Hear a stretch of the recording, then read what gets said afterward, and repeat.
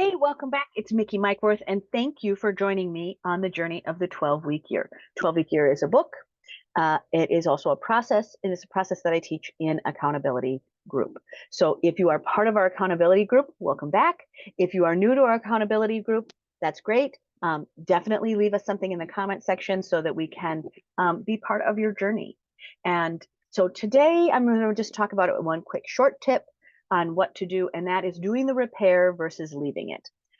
Many times people come to this group and they have an enormous amount of things on their list that they just pushed to the back, and they're sure that by reading this book and signing up or doing it, whatever, that this is how they're going to get it done. They're going to get it done. They're going to become accountable, and this is how they're going to do it. So the first step in that is to stop pushing a repair to later. So, and decide what is later. So the first task is to say, look, if I can't do the repair right now, I will do the repair at this time. So what ends up happening is this next time never is on the calendar. So you want to start just looking at the things that need repair.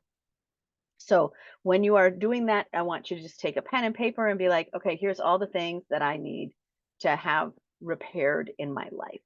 And sometimes that is that you have paperwork that's out of date, that people have things like their driver's license, or they need to get a new ID, that there are all these things that people have pushed off for long, talking to their financial advisor, getting health insurance, that there's this endless list, filing their taxes on time. So when you are looking at all of these things, you're just going to make a repair list. And then we're going to start just kicking the repair list instead of leaving it. We're not going to it just kind of stays back there. But that energy is costing you something. You just don't recognize it.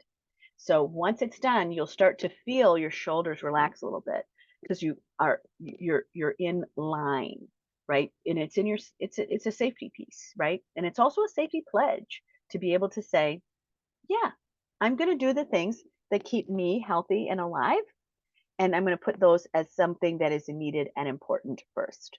So it's really easy to get deterred by parenting, by a job that I work too much at, that I give too much to my job, that I give too much to other people, or that I give too much to Netflix. It's avoidance is easy. And sometimes the things that we're avoiding aren't actually things that we're not in love with or that aren't our priority, right? It is a priority to parent, but I need 20 minutes to do my tasks. So, do that. So do the repair versus leaving it. That's really the tip today, is do the repair versus leaving it. If you can't fix it right this second, then go back and give it a time that you can repair it. So I'll give you an example. It's easier often to take 5 minutes and be late to something and just fix the garage door right now than it is to do the other. So sometimes the repair task, so the garage door just happened to me the other day where the little eyeballs just didn't match up. So I had to text my person like, hey, my garage door isn't closing. I'll need an extra 5 minutes to get its eyeballs working. Okay, great. Boom. That person knew it. They understood my situation. They were just generous for it, right? Here you go. No problem. So sometimes just alleviating it so that people know you need to fix this right now, because I couldn't leave my garage door just open. So I needed to fix that, and I didn't leave it till later. So sometimes it's a task that you can leave for later, of like, oh, well, maybe I don't need my phone. Well, yes, you do need your phone. Oh, I won't, I'll just bring that next time. No, just go back and get it. Sometimes I am already in the car and I'm down 2 blocks. Sometimes it's just saying, look, if I forgot it and I'm over halfway there, I'm not going to go back and get it. One of the reasons that I leave early to go do a task is so that I have enough time to fix anything that I forgot. Because as a dyslexic, I don't always remember stuff. As a dyslexic, I'm sometimes not together. Stunner. So it's giving yourself the ways to do whatever is that repair. Open up your timeline. By giving myself an extra 10 minutes to do every single thing, It allows me to get more done in the timeline that I've allotted, but it also allows me to repair something that isn't working.